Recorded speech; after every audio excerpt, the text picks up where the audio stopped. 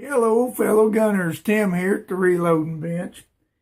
Finally got a chance to get out to the range today and shoot through my new chronograph. Try and do some 9mm powder coat versus traditional accuracy test. I just want to start out with saying I left my coffee cup on the back of the truck this morning and heard it hit the road halfway to work. So that's how my day started. So it was a good time at the range because I was at the range. But other than that, I don't know. I just couldn't get comfortable. And I'm not going to make up excuses. I'm just going to show the results. Okay, I'll start out with the numbers. Okay, now I downloaded the app for my chronograph. I've got the Cardwell chronograph, and I downloaded the app. And I got one reading. Out of 50 rounds, I got one reading. And I don't know what's going on. I'm going to mess with it a little bit more and see if I can't get it to work a little bit better. So with that said, I didn't get any video at the range because I was trying to use my phone to get this data and ended up not getting anything anyway. But luckily, I had my trusty little notebook and my pen. There's something said about being old style or old school. Okay. Well, here's the numbers. I'm just going to flash them. I think you can see everything. Yeah, maybe not. There, it's too far away to read. But anyway, let's get into it. On my first group, now this is with 3.3 grains of clay dot, which I'm going to say is not the most accurate load. And that was with the 130 grain NOE hollow point. This is not a good powder for a great load in this cartridge. Okay. So with my first 5-shot group, I got an average of 1127 feet per second with an extreme spread of 72. Okay. On my next 5-shot group, I went back and forth with powder coat, traditional, powder coat, traditional. But I'm going to give you numbers just for the powder coat right now. The average was 1123 with an extreme spread of 57. All right. And then on the next 5-shot group, the average feet per second was 1,099. With an extreme spread of 55. The next one was 1140 feet per second average with an extreme spread of 68. That's probably one of the reasons why this powder is not that good for groups. It's just too sporadic. Which gives us an average between the 5-shot groups. The average is 63 feet per second extreme spread with an average, oh well, no, wait a minute, this is four 5-shot groups because the first 5-shot group, I was shooting it thinking that it was recording on my phone. About halfway through, I look over and see that it's not recording on my phone. So I went ahead and shot the others without writing them down because at this time, what do you do? So 4 5-shot groups. And the extreme spread average was 63. The average speed was 11:22. All right.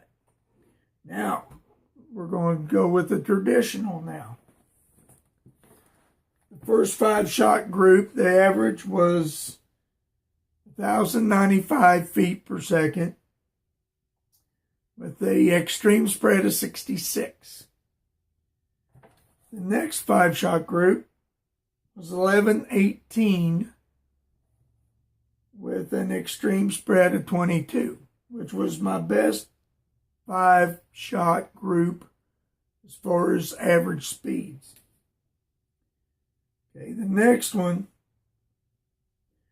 was an average velocity of 1111 with an extreme spread of 54.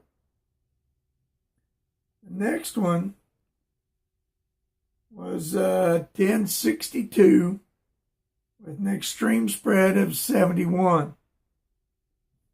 And the following was 1118 with an extreme spread of 83.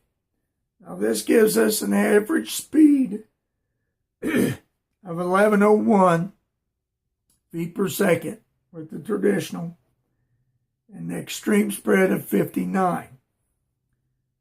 Now, between the powder coat and the traditional, that is only 21 feet per second difference on the average. And the extreme spread is only 4 feet per second difference between, on the average, between the powder coat and the traditional. So there you're not looking at much at all. As far as average speed, now we've gained 20 feet per second with powder coat. But we've also got a 4 feet per second bigger spread in the velocities. All right. Now with the numbers crunched, let's look at the target. And I'm not too proud of it, but it is what it is.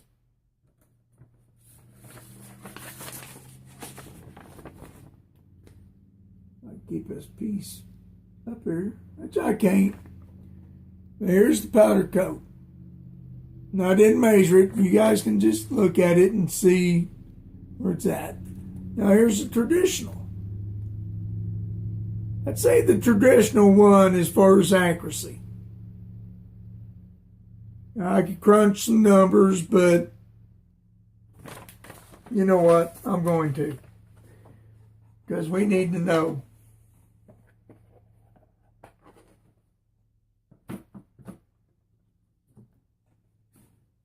Alright, let's see what our extreme spread is on a. Now these are 25-shot groups. I elected to go that way because I know it probably would look better if I just separated them. They've all, one on this side or on that side. But I thought I'm just going to shoot them all 25 shots and just see what the group gets to be.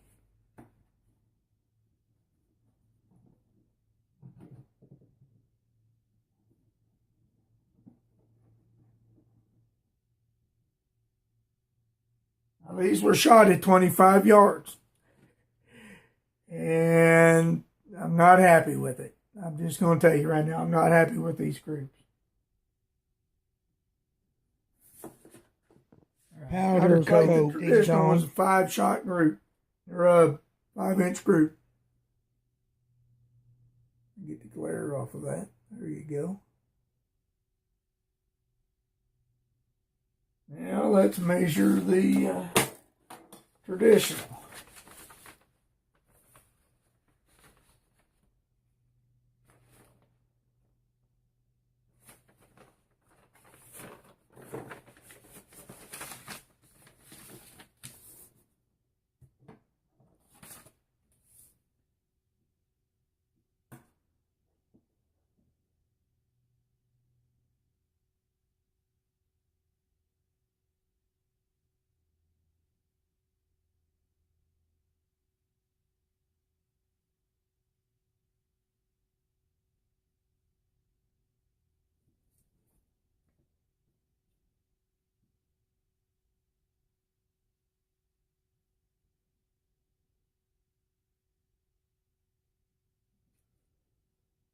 And here's the spread on the traditional. Looking at about 2-inch difference here, guys. Now I'm just going to throw this out here. There's an equal playing field. I shot five shot groups at the top target and five shot groups at the bottom target. So take it for what you will. But the powder coat was a 5-inch group and the traditional was a 3-inch group.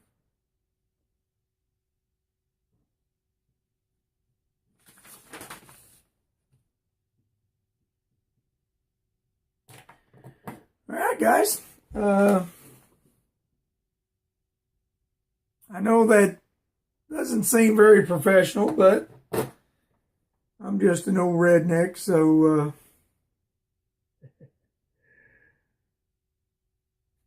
that's my results. That's my findings. Okay, guys. Thanks for watching. I'll catch you in the next video. All right, guys. I forgot to mention that the testing was done with my Hi-Point 995. Now, I know my 995 is more accurate than this, especially at 25 yards. Telling you, it's just me. There'll be more testing coming up. And I also want to say, hey, if you got any ideas what I done wrong with my Cardwell app where I only got one reading, troubleshoot me. Give me some pointers. All right, guys. Thanks.